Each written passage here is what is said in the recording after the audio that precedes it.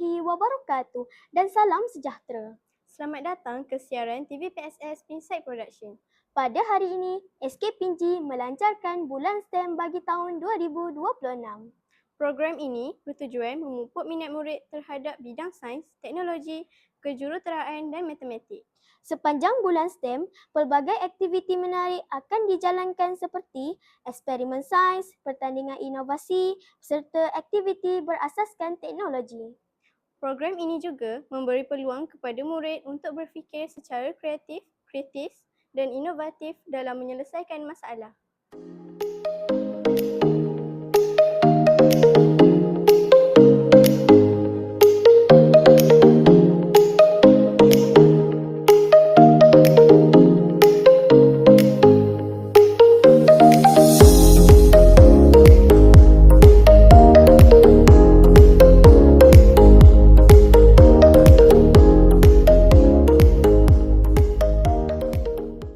Kini, tibalah saat yang dinanti-nantikan, iaitu gimik peluncuran Bulan STEM SKPNG 2026.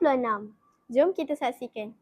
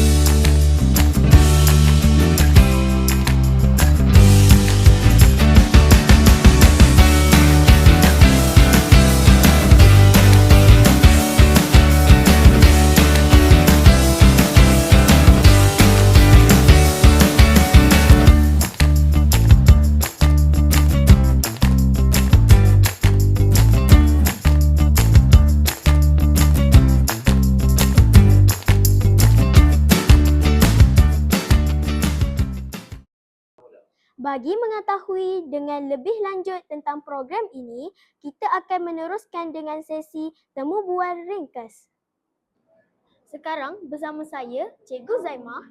Cikgu, apakah kepentingan Bulan STEM kepada murid di sekolah?